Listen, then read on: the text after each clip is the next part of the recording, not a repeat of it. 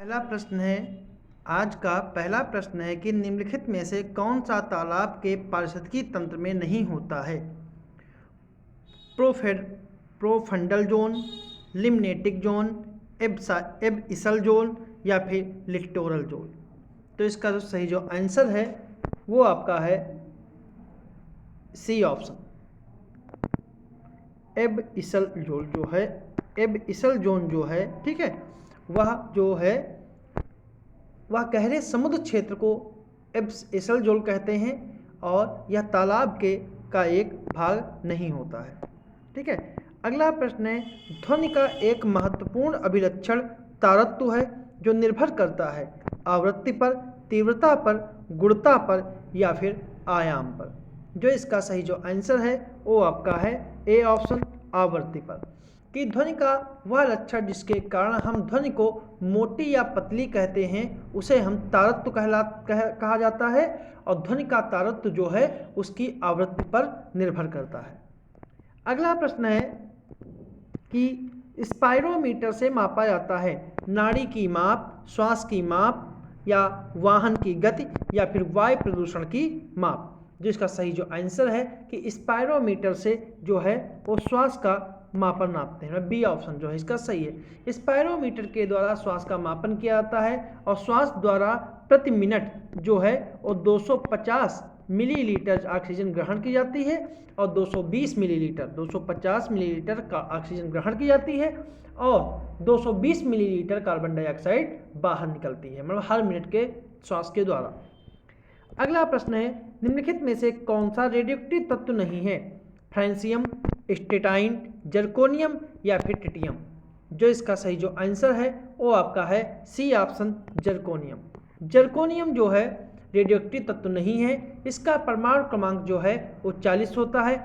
ऐसे तत्व जिनका परमाणु क्रमांक 80 से अधिक है, जिनका भी परमाणु क्रमांक 80 से अधिक होता है, रेडियोएक्टिव तत्व उन्हीं को कहा जाता है। जबकि जर्कोनियम जो है इसका परमाणु क्रमांक जो है 40 है, इसीलिए ठीक है यह एक रेडियोएक्टिव तत्व नहीं है। अगला प्रश्न है, निम्नलिखित में से नील गाय का वैज्ञानिक नाम है? ऑप्शन है गजेला बेनेट्टी, इक्कस हेमियोनस, बोसेलाफस या बोसेलाफस ट्रेगोकेमेलस या फिर उपयुक्त में से कोई नहीं। जो इसका सही जो आंसर है नील गाय का जो वैज्ञानिक नाम है वो है बोसेलाफस ट्रेगोकेमेलस। क्योंकि गजेला बेनेट्टी जो है, गजेला बेनेट्टी जो है वो चिंकारा का वैज्ञानिक नाम है। इक्कस होमिनिस जो है वो जंगली गधा, वो भी एशियाई जंगली गधे का वैज्ञानिक नाम है और बोसेलस ट्रेगोकेमेलस जो है वो आपके नील गाय का वैज्ञानिक नाम है। अगला प्रश्न है, सूची 1 और सूची 2 को सुमेलित करें कि संप्रदाय उनके संस्थापक कि बरकरी संप्रदाय, वैष्णव संप्रदाय, आजीवक संप्रदाय या फिर रुद्र संप्रदाय। जो इसका सुमेलन इस प्रकार है कि बरकरी संप्रदाय जो हैं वो उससे संबंधित जो हैं वो नामदेव हैं, श्री वैष्णव से जो हैं वो रामानुजा हैं और आजीवक से मखल्ली पुत्र गोसाल हैं और रुद्र से वल्लभाचार्य हैं। इसलिए सही सुमेलित जो है वो सी ऑप्शन जो है वो सही सुमेलित होगा। अगला प्रश्न है, विजयनगर साम्राज्य के वह कृषक मजदूर जो भूमि के क्रय विक्रय साथ ही हस्तांतरित हो जाते थे वो क्या कहलाते थे? उम्बाली, कूदी, वेशवग या फिर रत्कोड़गे। जो इसका सही जो आंसर है वो है आपका बी ऑप्शन, कूदी।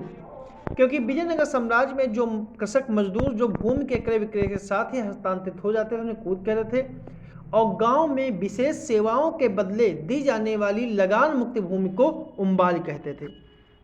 और विजयनगर में दास प्रथा प्रचलित थी और मनुष्यों के क्रय विक्रय को वेशवग कहते थे और युद्ध में शौर्य प्रदर्शन करने वाले मृत परिवारों को दी गई भूमि को रत्कोड़गे कहते थे। अगला प्रश्न है, निम्नलिखित घटनाओं के कालक्रम के अनुसार व्यवस्थित कीजिए। हल्दी घाटी, धर्मठ, पानीपत, सामूगढ़।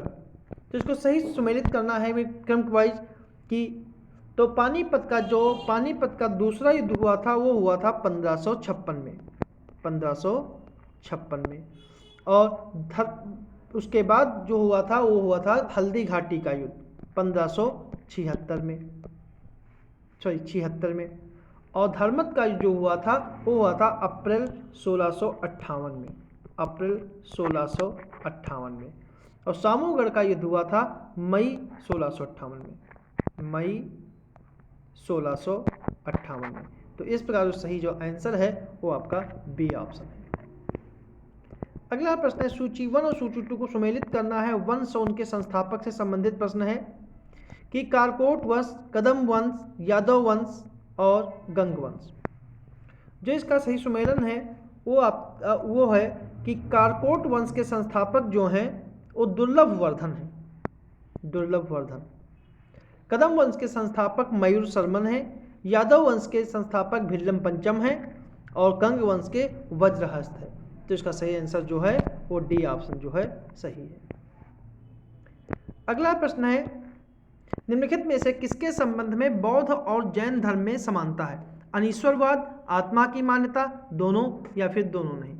जिसका सही जो आंसर है वो आपका है ए ऑप्शन अनीश्वरवाद। क्योंकि बौद्ध धर्म और जैन धर्म दोनों मूलतः अनीश्वरवादी हैं। जैन धर्म में आत्मा की मान्यता है किंतु बौद्ध धर्म में आत्मा की परिकल्पना नहीं है, इसलिए इसका ए ऑप्शन जो है वो सही है। अगला प्रश्न है अशोक के किस शिलालेख में धर्म महापात्रों की नियुक्ति के विषय में जानकारी मिलती है? तीसरा, पांचवा, 10वां या फिर 13वां। जिसका सही जो आंसर है वो आपका है बी ऑप्शन 5वां शिलालेख। अगला प्रश्न है निम्नलिखित में से कौन यांत्रिक ऊर्जा को विद्युत ऊर्जा में परिवर्तित करता है? डायनमो, विद्युत मोटर, टरबाइन या फिर दोनों। जिसका सही जो आंसर है वो आपका है डी ऑप्शन ए और सी दोनों, ए और सी। डायनमो और टरबाइन दोनों यांत्रिक ऊर्जा को विद्युत ऊर्जा में परिवर्तित करते हैं, जबकि विद्युत मोटर जो है वह विद्युत ऊर्जा को यांत्रिक ऊर्जा में बदलता है। अगला प्रश्न है निम्नलिखित कथनों पर विचार करें कि ब्राइटिस रोग को नेफ्राइटिस भी कहते हैं और यह शरीर में वृक्क को प्रभावित करता है। केवल एक, केवल दो, दोनों या फिर दोनों नहीं। जिसका सही जो आंसर है वो आपका है सी ऑप्शन, इसके दोनों कथन जो हैं वो सही हैं। अगला प्रश्न है निम्नलिखित में से कैलामाइन किसका अयस्क है? जिंक, कॉपर, आयरन या फिर पारा। जिसका सही जो आंसर है वो आपका है ए ऑप्शन जिंक। कैलामाइन जो है वो जिंक का एक अयस्क है और इसका आणविक सूत्र होता है Fe2O4Zn। तो इसका सूत्र ये है जिंक, कैलामाइन का आणविक सूत्र। अगला प्रश्न है नाभिकीय निम्नलिखित कथनों पर विचार किए कि हाइड्रोजन बम नाभिकीय संलयन सिद्धांत पर कार्य करता है और हाइड्रोजन बम में संलयन की प्रक्रिया मंदकों के द्वारा नियंत्रित होती है। तो कौन सा कथन सही है? केवल एक, केवल दो, दोनों या फिर दोनों नहीं। जिसका सही जो आंसर है वो आपका है ए ऑप्शन केवल एक। क्योंकि जब दो या अधिक हल्के नाभिक आपस में मिलकर संयुक्त होकर एक भारी नाभिक बनाते हैं तो प्रक्रिया नाभिक संलयन कहलाती है। हाइड्रोजन बम जो है इसी सिद्धांत पर कार्य करता है। हाइड्रोजन बम में संलयन की प्रक्रिया एक अनियंत्रित प्रक्रिया है जिसका उपयोग केवल विध्वंसकारी ही हो सकता है। अगला प्रश्न है निम्नलिखित वैज्ञानिकों में कौन नोबेल पुरस्कार विजेता है? सीवी रमन, एस चंद्रशेखर, हरगोविंद खुराना या फिर सभी। जो इसका सही आंसर है वो आपका है डी ऑप्शन सभी। क्योंकि सीवी रमन को 1930 में भौतिकी के क्षेत्र में मिला था, एस चंद्रशेखर को 1983 में भौतिकी के क्षेत्र में और हरगोविंद खुराना को 1968 में चिकित्सा के क्षेत्र में नोबेल पुरस्कार दिया गया था। अगला प्रश्न है निम्नलिखित में से कौन सा असत्य है कि ट्रांस वसा का उपयोग शरीर में खराब एलडीएल कोलेस्ट्रॉल के स्तर को बढ़ाता है और वनस्पति वसा ट्रांस वसा होती है? तो कौन सा असत्य है? केवल एक, केवल दो, दोनों या फिर दोनों नहीं। इसका सही जो आंसर है वो आपका है बी ऑप्शन। ठीक है, केवल दूसरा कथन जो है वो असत्य है। क्योंकि ट्रांस वसा का उपयोग जो है वो शरीर में खराब एलडीएल के स्तर को बढ़ाता है। ये कथन पूर्णतया सही है और बढ़ाता है और अच्छे एचडीएल कोलेस्ट्रॉल के स्तर को कम करता है। और प्रायः पशु उत्पन्न वसा या तेल और हाइड्रोजनीकृत तेल दोनों ही ट्रांस वसा होते हैं। ठीक है, इसलिए दूसरा कथन जो है गलत है। चाहे ट्रांसपत वसा हो, ये जो पशु उत्पन्न वसा या तेल जो होते हैं वो दोनों ही ट्रांस वसा होते हैं। अगला प्रश्न है, अपघटक किस पोषण स्तर के जीव हैं? पोषण 1, पोषण 2, पोषण 3 या पोषण 4? जिसका सही जो आंसर है वो आपका है डी ऑप्शन, पोषण 4। क्योंकि अपघटक वे जीवी घटक हैं जो प्रायः उत्पादक और उपभोक्ताओं की मृत्यु के पश्चात उनके शरीर का अपघटन करते हैं तथा इनसे निर्मित साधारण पदार्थों द्वारा अपना भोजन और ऊर्जा प्राप्त करते हैं। अपघटनकर्ताओं के अंतर्गत मृतोपजीवी कवक एवं जीवाणु आते हैं। ये पोषण स्तर 4 के जीव होते हैं। ऐसा अगला प्रश्न है, गैसीय स्थिति में पाया जाने वाला पादप हार्मोन है? जिब्रेलिन, साइटोकाइनिन, एथिलीन या फिर ऑक्सिन? जो इसका सही जो आंसर है वो आपका है एथिलीन। सी ऑप्शन इसका सही है, क्योंकि एथिलीन एक पादप हार्मोन है जो गैसीय अवस्था में पाया जाता है और इसे फल पकाने वाला हार्मोन भी कहते हैं। अगला प्रश्न है, नीचे दिए गए जिसमें एक कथन और दूसरा कारक है कि कथन है कि वेवल योजना के कार्यकारी परिषद में मुसलमान सदस्यों की संख्या हिंदुओं के बराबर होनी चाहिए और वेवल योजना का प्राथमिक उद्देश्य हिंदू मुस्लिम एकता को मजबूत करना था जिससे भारत का विभाजन रुक सके। तो कौन सा कथन सही है? तो इसका सही जो आंसर है वो आपका है सी ऑप्शन। एक सही है परंतु आर गलत है, मतलब पहला जो सही है दूसरा जो है वो गलत है। ठीक है, इसका प्राथमिक उद्देश्य हिंदू मुस्लिम एकता को मजबूत करना नहीं था। अगला प्रश्न है, निम्नलिखित में से कौन सा सही सुमेलित है? माइटोकॉन्ड्रिया की खोज, प्रोटीन की फैक्ट्री, केंद्रक की खोज या फिर सभी सुमेलित है? जो इसका सही जो आंसर है वो आपका है डी ऑप्शन, सभी सुमेलित है। क्योंकि माइटोकॉन्ड्रिया की खोज अल्टमैन ने 1986 में की थी और माइटोकॉन्ड्रिया को ही कोशिका का ऊर्जागृह भी कहते हैं। राइबोसोम और आरएनए प्रोटीन के बने होते हैं। इनका प्रमुख कार्य जो होता है वो प्रोटीन का संश्लेषण करना होता है, इसीलिए इसे प्रोटीन की फैक्ट्री भी कहते हैं। राइबोसोम्स को प्रोटीन की फैक्ट्री भी कहते हैं। फिर है केंद्रक की खोज जो है वो रॉबर्ट ब्राउन ने 1831 में की थी, इसलिए तीनों कथन जो हैं वो पूर्णतया सही हैं। अगला प्रश्न है, निम्नलिखित में से सही कथन का चयन कीजिए। भारतीय संविधान का 42वां संवैधानिक अधिनियम 1976 के द्वारा संपत्ति के अधिकार को मौलिक अधिकारों की सूची से हटा दिया गया था और संपत्ति का अधिकार एक विधिक अधिकार है। केवल 2, केवल 1, दोनों या फिर दोनों नहीं? जिसका सही जो आंसर है वो आपका ए ऑप्शन है कि केवल 2। क्योंकि भारतीय संविधान का 42वां संवैधानिक संशोधन के द्वारा 1976 के द्वारा संपत्ति के मूल अधिकार को नहीं हटाया गया था। संपत्ति का मूल अधिकार जो है वो मूल अधिकारों की सूची से 44वें संवैधानिक संशोधन 1978 के द्वारा मोरारजी देसाई सरकार के द्वारा हटाया गया था और संपत्ति का मूल अधिकार वर्तमान में जो है अनुच्छेद 301A के तहत केवल अब एक संपत्ति का विधिक अधिकार है। अगला प्रश्न है, वेलिंगटन द्वीप निम्नलिखित में से किस स्थान पर स्थित है? भारत, मालदीव, श्रीलंका या फिर कजाकिस्तान? जो इसका सही जो आंसर है वो आपका है ए ऑप्शन, भारत। ठीक है, वेलिंगटन द्वीप जो है भारत के वो भी केरल राज्य में स्थित है और यह इसके पश्चिमी तट पर वेम्बनाड झील है। ठीक है, और जो एक लैगून झील है। यहाँ राष्ट्रीय नौकायन प्रतियोगिताएं होती हैं और यह भारत का सबसे बड़ा कृत्रिम द्वीप है। अगला प्रश्न है, निम्नलिखित कौन सा युग्म सही सुमेलित नहीं है? जनजातियों संबंधित देश से? एटा, फिलीपींस, आइनू, चीन, फिल्लाह, मिस्र, इयूट, साइबेरिया? जो इसका सही जो आंसर है वो है आपका बी ऑप्शन, आइनू या एनू। ये जनजाति जो है चीन की ना होकर जापान की है, इसलिए यही जो है सही सुमेलित नहीं है, बाकी जो हैं वो अनसुमेलित हैं। एटा जो है फिलीपींस में है, पर्वतों पर रहने वाले निग्रो होते हैं। फिल्लाह जो हैं वो मिस्र के नील नदी घाटी में खेतिहर मजदूर होते हैं। इट जो है साइबेरिया, जिसमें अलास्का के सेंट लॉरेंस द्वीप के एस्किमो जनजाति के लोग जो होते हैं उन्हीं को कहा जाता है। अगला प्रश्न है, निम्न स्थानीय पवनों में कौन अन्य तीन से भिन्न है? पुनास, फान, खमसिन या फिर सोलेनो। जो इसका सही जो आंसर है वो आपका है ए ऑप्शन पुनास, क्योंकि पुनास एक ठंडी हवा है जो इंडीज पर्वत के सहारे पश्चिमी किनारे पर चलती है, जबकि अन्य सभी जो हैं स्थानीय गर्म पवने हैं। खमसिन जो है वो मिस्र की है, सोलेनो जो है वो सहारा रेगिस्तान की है, फान जो है वो आल्पस पर्वत के ढाल के उत्तरी ढाल पर बहती है। अगला प्रश्न है, निम्नलिखित में से कौन सा प्रावधान अनुच्छेद 20 के अंतर्गत शामिल नहीं है? किसी भी व्यक्ति को एक अपराध के लिए केवल एक बार ही सजा मिलेगी। किसी भी व्यक्ति को हिरासत में ले जाने का कारण बताना होगा। अपराध करने के समय जो कानून है उसी के तहत सजा मिलेगी।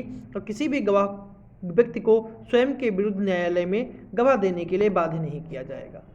तो इसका सही जो आंसर है वो आपका है बी, किसी भी व्यक्ति को गिरफ्तार या हिरासत में ले जाने का कारण बताना होगा। यह जो है वो अनुच्छेद 20 में नहीं, अनुच्छेद 22 के तहत आता है। ठीक है, इसलिए बी ऑप्शन जो है वो सही है। अगला प्रश्न है,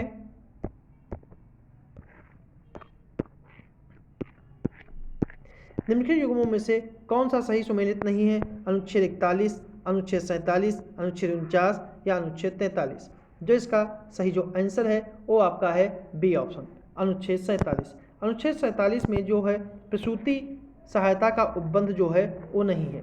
अनुच्छेद 47 में जो है वो है पोषण स्तर, जीवन स्तर को ऊंचा करने तथा लोक स्वास्थ्य में सुधार। और जो प्रसूति सहायता जो है वो अनुच्छेद 41 में है, अनुच्छेद 41 में है, जिसमें कुछ दशाओं में काम, शिक्षा या लोक सहायता पाने का अधिकार। अगला प्रश्न है, निम्नलिखित में से कौन सा एक उपबंध साधारण बहुमत में से संशोधित किया जा सकता है? राष्ट्रपति का निर्वाचन, संघ सूची का, संघ की कार्यपालिका शक्ति का विस्तार या नागरिकता से संबंधित प्रावधान। जो इसका सही जो आंसर है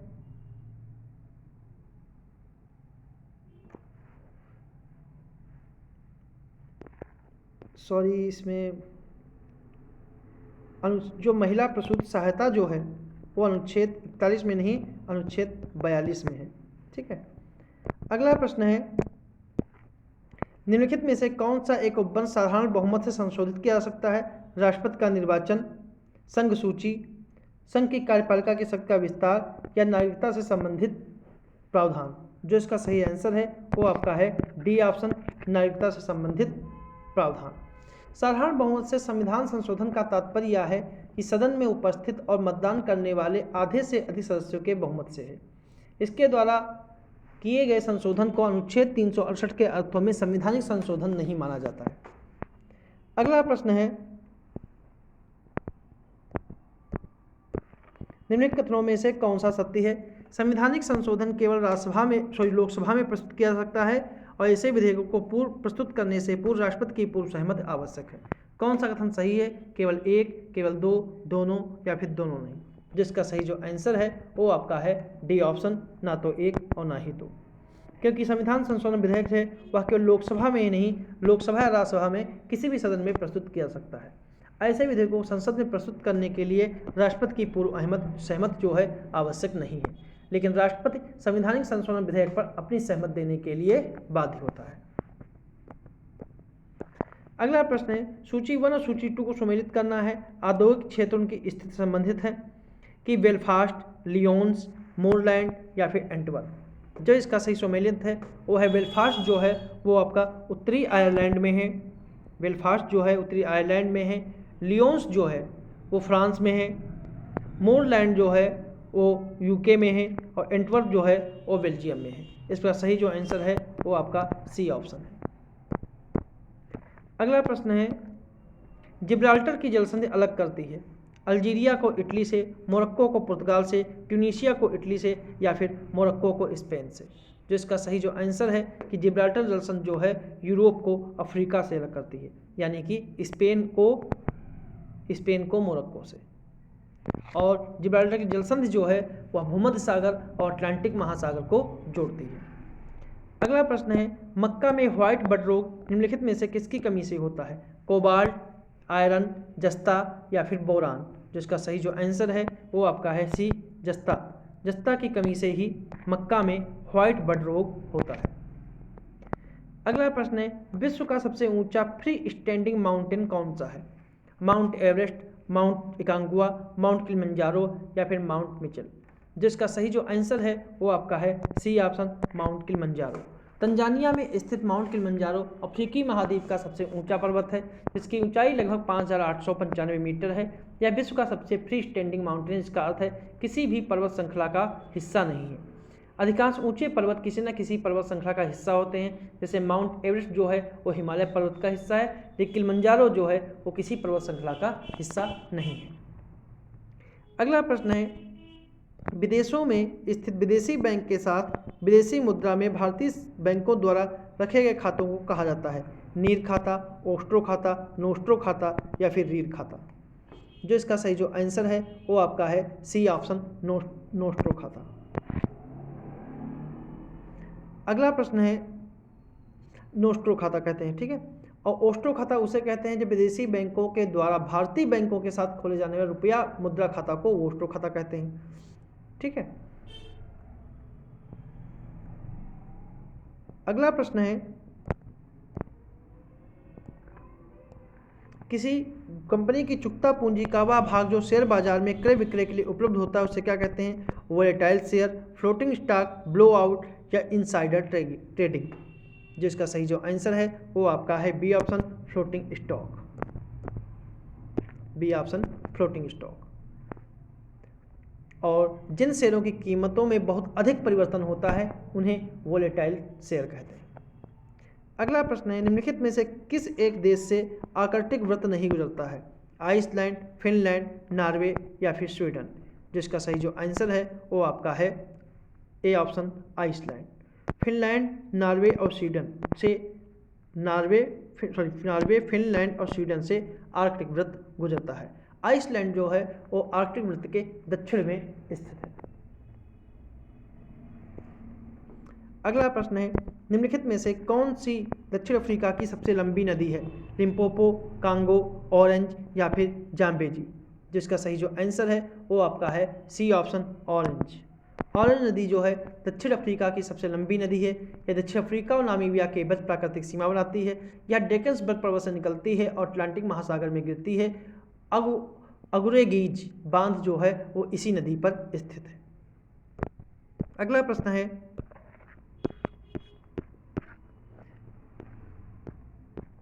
निम्नलिखित में से कौन सा पूंजी पर्याप्तता अनुपात CAR के संबंध में सत्य है कि इसका निर्धारण प्रत्येक बैंक के द्वारा किया जाता है? यह वह राशि है जो सभी बैंक रिजर्व बैंक के पास जमानत के रूप में रखते हैं, केवल एक, केवल दो, दोनों या फिर दोनों नहीं? जो इसका सही जो आंसर है वो आपका है डी ऑप्शन, ना तो एक ना ही दो, मतलब दोनों कथन जो हैं वो गलत है। CAR वह राशि है जिसे बैंक को अपनी निधियों के रूप में रखना होता है या जोखिम की स्थिति में बचाव के लिए निधि होती है। इसका निर्धारण जो है वो RBI करता है, इसलिए दोनों कथन जो हैं वो गलत है। अगला प्रश्न है, निम्नलिखित को कालक्रम के पहले से बाद के क्रम में व्यवस्थित कीजिए कि रिजर्व बैंक का राष्ट्रीयकरण, फेडा के स्थान पर फेमा, FRBM एक्ट, 14 प्रमुख बैंकों का राष्ट्रीयकरण? तो इसका सही जो आंसर है वो है पहले आएगा 14 प्रमुख बैंकों का राष्ट्रीयकरण। तो ये सबसे पहले जो आएगा रिजर्व बैंक का राष्ट्रीयकरण, ये है आपका 1 जनवरी 1949। और 14 बैंकों का राष्ट्रीयकरण फिर आएगा, ये है 1969। फेडा के स्थान पर फेमा जो है वो है आपका 2000 में, ठीक है, और FRBM एक्ट जो है वो है 2003 में। इसका सही जो आंसर है, इसलिए इसका सही आंसर सी ऑप्शन जो है वो आएगा। अगला प्रश्न है, निम्नलिखित में से सुमेलित कीजिए कि सार्वजनिक उपक्रमों मुख्यालय जैसे MTNL, नाल्को, HAL, कोल इंडिया लिमिटेड, तो इनका मुख्यालय जो है वो कहाँ कहाँ है? अगर MTNL की बात की जाए तो MTNL का मुख्यालय जो है वो नई दिल्ली में है। नाल्को का मुख्यालय जो है, या कहें नाल्को मतलब नेशनल एल्युमिनियम कंपनी, इसका मुख्यालय जो है उड़ीसा में है। और HAL यानी हिंदुस्तान एरोनॉटिक्स लिमिटेड का मुख्यालय बेंगलोर में है और कोल इंडिया का मुख्यालय कोलकाता में है। इसलिए सही आंसर जो है इसका बी ऑप्शन है। अगला प्रश्न है, मुद्रा की क्रय शक्ति मूल स्तर के होती है अनुक्रम में, व्युत्क्रम में, बराबर या फिर इनमें से कोई नहीं। इसका सही जो आंसर है वो आपका बी ऑप्शन है। इसका बी ऑप्शन है। अगला प्रश्न है, 1949 में भारत सरकार द्वारा नियुक्त राष्ट्रीय आय समिति से कौन सा व्यक्ति संबंधित नहीं है? PC Mahalanobis, VKRV Rao, doctor R Gadgil या फिर CR राव। जिसका सही जो आंसर है वो आपका है सी ऑप्शन, डॉक्टर नहीं, इसका सही आंसर जो है डी है, CR राव। 1949 में भारत सरकार द्वारा नियुक्त राष्ट्रीय आय समिति के अध्यक्ष जो थे पीसी महालनोबिस थे और डॉक्टर आर गाडगिल और VKRV राव इस समिति के सदस्य थे। CR राव का इस समिति से कोई संबंध नहीं है। अगला प्रश्न है, निम्नलिखित में से कौन सा एक कालक्रम के अनुसार में सबसे बाद में आया? जैव विविधता अधिनियम, वन्यजीव संरक्षण अधिनियम, प्रोजेक्ट हाथी या फिर प्रोजेक्ट टाइगर। जो इसका सही जो आंसर है, प्रोजेक्ट टाइगर जो है वो 1973 में आया। प्रोजेक्ट हाथी जो है 92 में आया। वन्यजीव संरक्षण अधिनियम जो है वो 1972 में आया। और जैव विविधता अधिनियम जो है वो 2002 में आया। तो इसका सही जो आंसर जो सबसे बाद में आया है वो आपका है ए ऑप्शन, जैव विविधता अधिनियम। अगला प्रश्न है, निम्नलिखित में से लार ग्रंथियों में सबसे बड़ी लार ग्रंथि कौन सी है? इंफ्रा ऑर्बिटल ग्रंथि, सबलिंगुअल ग्रंथि, पैरोटिड ग्रंथि या फिर सबमेडुलर ग्रंथि। जिसका सही जो आंसर है वो आपका है सी ऑप्शन, पैरोटिड ग्रंथि। मानव शरीर में 3 जोड़ी लार ग्रंथियां पाई जाती हैं जिनका नाम पैरोटिड ग्रंथि, सबलिंगुअल ग्रंथि और सबमैंडिबुलर ग्रंथि। इनमें पैरोटिड ग्रंथि सबसे बड़ी होती है जो कि टाइलिन नामक एंजाइम का स्रावण करती है। टाइलिन मंड के पाचन में सहायक होता है। अगला प्रश्न है, राष्ट्रीय वायु गुणवत्ता सूचकांक के अंतर्गत कितने वर्ग रखे गए हैं? 6, 4, 8 या फिर 10। जिसका सही जो आंसर है वो आपका है ए ऑप्शन 6, क्योंकि और प्रत्येक वर्ग के लिए अलग अलग कोड रखे गए हैं। जैसे 1 के लिए 1 अच्छा, 2 संतोषजनक, तीसरा सामान्य प्रदूषित, चौथा खराब, पांचवा अति खराब और छठा जो है वो अति गंभीर है। अगला प्रश्न है, मानव शरीर में DNA के निर्माण में निम्नलिखित में से विटामिन में से कौन सहायक होता है? पाइरिडॉक्सिन, बायोटिन, साइनोकोबालामिन या फिर पैंथोथेनिक अम्ल। जिसका सही जो आंसर है वो आपका है बी ऑप्शन, बायोटिन। बायोटिन को ही B7 विटामिन के नाम से जानते हैं। इस विटामिन की कमी से शरीर में दर्द और बाल झड़ने लगते हैं और यह विटामिन DNA के बनने के लिए आवश्यक होता है। अगला प्रश्न है, जैव आवर्धन से सबसे अधिक किसे विपरीत रूप में प्रभावित होने की संभावना होती है? कीट, मछली, मानव या फिर मवेशी। जिसका सही जो आंसर है वो आपका है सी ऑप्शन, मानव। क्योंकि मानव जो है एक सर्वाहारी प्राणी होता है जो सभी भोजन स्तर से भोजन प्राप्त करता है, अतः मानव में विषैले पदार्थों के संचयन की संभावना सर्वाधिक होती है। अगला प्रश्न है, निम्नलिखित में से किसे झूठा सोना भी कहते हैं? Rolled gold, iron pyrite, auric chloride या पोटेशियम फेरोसाइनाइड। जिसका सही जो आंसर है वो आपका है B option, iron pyrites. Iron rolled gold आमतौर पर टिकाऊ आभूषण को बनाने के लिए उपयोग किया जाता है, जबकि आयरन पायराइड्स या खनिज पायराइड को झूठा सोना या मूर्खों का सोना कहते हैं। आरिक क्लोराइड का जो है उपयोग फोटोग्राफी और चीनी मिट्टी के बर्तन बनाने में किया जाता है और शराब और साइट्रिक अम्ल के उत्पादन में पोटेशियम फेरोसाइनाइड का उपयोग किया जाता है। अगला प्रश्न है, पारिस्थितिकी पिरामिड की अवधारणा 1927 में किसके द्वारा प्रतिपादित की गई थी? विक्टर अर्नेस्ट के द्वारा, चार्ल्स एल्टन के द्वारा, जूलियन हक्सले के द्वारा या डेनिस टी के द्वारा। तो इसका सही जो आंसर है वो है आपका चार्ल्स एल्टन के द्वारा 1927 में, और बी ऑप्शन का जो है सही है। अगला प्रश्न है, निम्नलिखित में से कौन सा युग्म सही सुमेलित नहीं है? RBRD, IFC, IDA या IGA। जिसका सही जो आंसर है वो आपका है बी ऑप्शन, IFC। क्योंकि IBRD माने international bank for reconstruction and development की स्थापना जो है 1944 में हुई। IFC यानी इंटरनेशनल फाइनेंस कॉरपोरेशन की स्थापना जो है वो 1962 में ना होकर 1956 में हुई थी। और IDA मतलब इंटरनेशनल डेवलपमेंट एसोसिएशन, और MIGA यानी मल्टीलेटरल इन्वेस्टमेंट गारंटी एजेंसी। ठीक है, अगला प्रश्न है, पर्यावरण एवं पारिस्थितिकी क्रियाशीलता कुछ नियमों पर आधारित होती है, इस नियम के प्रतिपादक कौन है? बेरी कोमोनोर, लडोना हैरिस, सानिया जॉनसन या रेचल कार्लसन? जिसका सही जो आंसर है वो आपका है ए ऑप्शन, बेरी कोमोनोर। पर्यावरण और गतिशीलता के 4 नियम हैं जिनका प्रतिपादन जो अमेरिकी बायोलॉजिस्ट और पर्यावरण ज्ञाता बेरी कोमोनोर ने किया था। अगला प्रश्न है, कपास किस कुल का पौधा है? क्रूसीफेरी, सोलोनेसी, कंपोजिट या फिर मालवेसी? जिसका सही जो आंसर है वो आपका है डी ऑप्शन, कि कपास जो है वो मालवेसी कुल का पौधा है। अगला प्रश्न है, उत्तर प्रदेश गौसेवा आयोग की स्थापना किस वर्ष की गई? 2000, 2005, 1999 या फिर 2011? जिसका सही जो आंसर है, उत्तर प्रदेश गौसेवा आयोग की स्थापना जो है 1999 की गई थी, वो भी 24 मार्च 1999 को। अगला प्रश्न है कि रेफ्रिजरेटर में खाद्य पदार्थ ताज़ा रखने के लिए सुरक्षित तापमान कितना होना चाहिए? 10 सेंटीग्रेड, 15 सेंटीग्रेड, 4 सेंटीग्रेड या फिर 7 सेंटीग्रेड? जिसका सही जो आंसर है वो आपका है सी ऑप्शन, 4 सेंटीग्रेड। आज का आखिरी प्रश्न है कि उत्तर प्रदेश में लंगड़ा आम का विशेष क्षेत्र कौन सा है? लखनऊ, सहारनपुर, मेरठ या फिर वाराणसी? जिसका सही जो आंसर है वो आपका है डी ऑप्शन, वाराणसी।